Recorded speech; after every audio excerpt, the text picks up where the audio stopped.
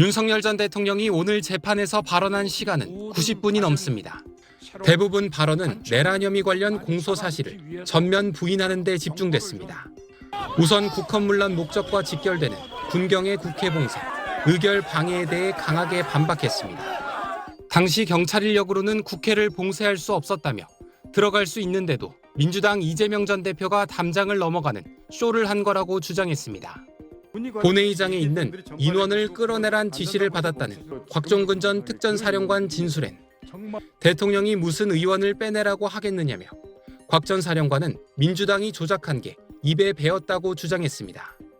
하지만 헌법재판소는 국회의원 출입 통제도, 국회의원 권한 침해도 사실로 인정했습니다.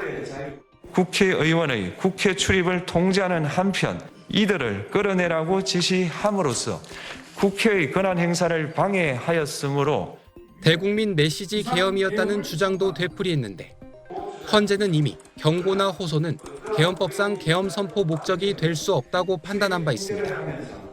윤 전 대통령은 계엄 실시에 대한 판단은 대통령이 전권을 가지고 있고 사법심사 대상이 되지 않는다며 소송 요건을 문제 삼았는데 이 또한 헌재는 받아들이지 않았습니다.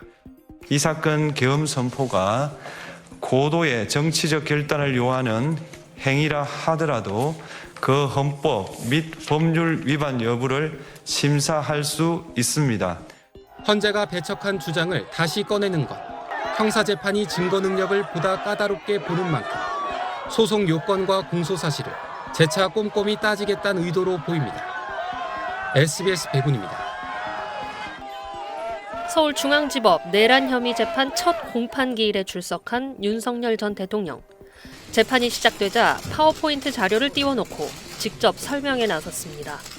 12.3 비상계엄을 평화적인 대국민 메시지 계엄이지 군정을 실시하려던 게 아니었다면서 검찰의 공소 사실을 정면으로 반박했습니다. 오전에만 42분간 진술을 한 윤 전 대통령은 오후 재판에서도 혼자 진술을 이어갔습니다. 계엄 선포 당시 국회에 투입된 경찰력만으로 국회를 봉쇄하는 건 애초에 불가능한 난센스라면서 들어갈 수 있는 사람은 다 들어갔는데도 국회의장과 민주당 의원들이 국회 담장을 넘는 쇼를 한 것이라고 주장하기도 했습니다. 오후 발언도 길어지자 재판부가 중간에 5분 정도로 정리해달라고 요청하기도 했습니다. 이에 윤 전 대통령의 변호인이 시간을 충분히 달라고 요청하자 윤 전 대통령은 이 말을 끊고 제가 지금 쭉쭉 건너뛰면서 중요한 말씀만 드리고 있다고 한 뒤 발언을 20여 분간 더 이어갔습니다. 윤 전 대통령은 검찰의 공소장 내용을 비난하기도 했습니다. 윤 전 대통령 변호인이 재판부에 공판 준비 기일을 지정해달라고 요청하자 이 말을 또 끊고 26년간 정말 많은 사람을 구속하고 기소한 저로서도 도대체 무슨 내용인지 어떤 로직에 의해 내란죄가 된다는 건지 도저히 알 수가 없다고 반박하기도 했습니다. SBS 정경윤입니다. 공소 사실에 대해서 일단 어떤 입장으로 부인하신 건지 한번 정리를. 법정에서 설명했듯이 지금 합법적인 비상계엄을 내란으로 지금 의혹을 한 것이다. 그래서 공소사실 전체를 일단 부인을 합니다. 그리고 공소사실 모두에 보면 무슨 여러 가지 공모사실들 나열하고 있는데 그 부분에 대해서 구체적인 사실들은 다 부인하는 것이고요. 우선 내란죄 구성 요건인 국헌문란 목적이나 폭동이 없었다. 이런 것을 얘기하고 있는 것입니다. 변호사님, 윤석열 전 대통령께서 입장 직접 전달하기도 하셨는데 좀 충분히 재판부에 전달됐다고 보시는지. 재판 진행이다 보니까 절차에 대해서 재판부에서는 검찰 측 입장과 조율해가면서 하다 보니까 아무래도 좀 미진한 부분들이 있습니다. 향후 재판 진행 과정을 통해서 충분히 전달하려고 하고 있습니다. 헌재 이야기 하셨는데 앞서 헌재에서는 전원 일치 의견으로 일부 비상계엄 사태에 대해서 인정하는 부분도 있었거든요. 그러니까 비상계엄을 선포한 이후 왜 비상계엄을 선포했는지에 대해서는 충분히 헌재에서도 설명을 했었고, 이제 향후 이 재판에서도 이 비상계엄을 할 수밖에 없었던 이유, 대통령이 헌법상의 권한인 비상계엄 선포를 왜 했는지를 충분히 설명을 해서 비상계엄의 합법성이 인정이 된다면 지금 검찰에서는 비상계엄을 곧 내란으로 의유를 하고 있는 것 같은데 범죄 성립 자체가 안 된다는 것이 입증돼 나갈 것이라고 보고 있습니다. 이게 형사 재판이기도 하다 보니까 검찰 진술조서 말씀도 좀 나오셨던 것 같은데 어떤 게 좀 문제 있다고 보셨는지. 아까 말씀드렸듯이 수사기관이 공수처, 검찰, 경찰, 군검찰이 개입돼 있습니다. 각 수사기관에서 할 수 있는 권한이 있는지, 수사권이 있는지에 대해서 처음부터 다퉈지고 있는 상황이어서 그 부분에서 합법적인 증거들인지, 불법 수집 증거인지, 위법한 증거인지에 대해서 증거 능력이 문제가 될 수 있습니다. 이 부분이 정리가 돼야 된다는 말씀을 드립니다.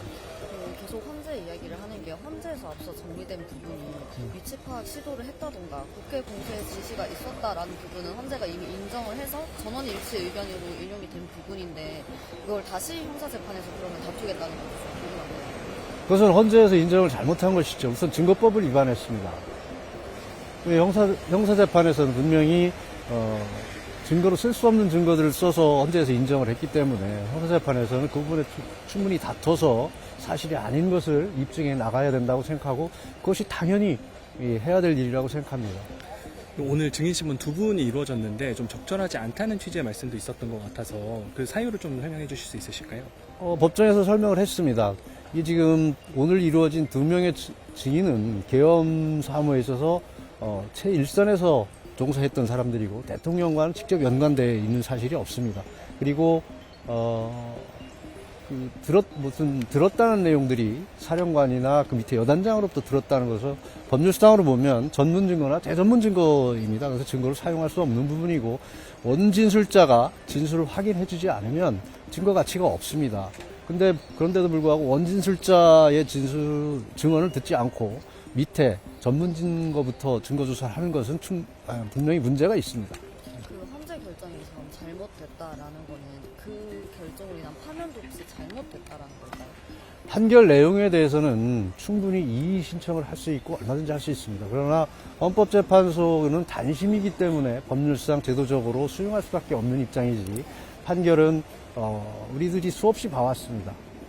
우선 형사사건 같은 경우 1심이 2심에서 번복되거나 2심이 대법원에서 번복될 수도 있습니다. 그리고 많은 사건들이 재심을 통해서 또 번복되는 경우도 보았습니다. 그렇다고 해서 그렇기 때문에 헌법재판소의 결정이 반드시 진리이고 사실은 아니라는 겁니다. 결국은 또 다른 재판 과정인 형사재판을 통해서 진실을, 사실을 밝혀나가는 과정이 지금입니다. 검찰은 초반부에 공소사실 요지 설명하면서 국헌문란 목적이랑 폭동 한 번 더 언급했는데 이거에 대해서는 또 어떤 입장이신지도 궁금합니다. 그러니까 국헌문란 목적이라는 것은 국가 기능을 저해하는 것인데 대통령이 지금 그 공소사실 모두 사실에 보면 나라가 걱정스럽다. 미래 세대에게 제대로 된 나라를 물려준다. 이런 것들은 이게 어떻게 해서 내란 목적이 국헌문란 목적이 되는지 이유를 알 수가 없습니다. 대통령이 나라를 제대로 만든다는데 그것이 국헌문란 목적이다? 성립할 수가 없습니다. 그리고 폭동이라는 것이 어디서 무슨 폭동이 나서 무슨 사상자가 발생했습니까? 군인이 출동한 자체를 지금 폭동으로 보고 있습니다. 그렇지만 계엄에는 당연히 군인이 동원되는 것이고 그 계엄의 적법성이 인정된다면 폭동 자체는 아예 성립할 수가 없다는 겁니다. 오늘 전 대통령께서 직접 발언하신 부분은 변호인단과 사전에 논의가 된 부분일까요? 사전에 긴밀히 논의한 것은 없습니다. 우선 오늘 이제 검찰의 모두 사실 후에 변호인들의 어떤 공소사실에 대한 인부 진술이 있을 것으로 예상이 돼 있었는데, 검찰에서 하는 내용들이 사실과 많이 다르다고 느꼈기 때문에 대통령께서 제일 많이 아니까 본인이 설명을 한 것으로 알고 있습니다. 최근에 촬영 불허 재판부의 결정 관련해서 특혜 논란 시비가 있었는데 좀 어떻게 보실까요? 그 부분에 대해서는 재판부의 결정이기 때문에 제가 언급하지 않겠습니다. 재심성이 들어오면 이제 변호인단에게 의견을 묻겠다고 했는데 그건 뭐 그때 가서 말씀 안 드리겠습니다. 네, 오늘 여기까지 하겠습니다. 무엇을 말씀하십니까? 그건 다음에 구체적인 절차가 진행되면 그때 말씀드리겠습니다. 자, 수고하셨습니다.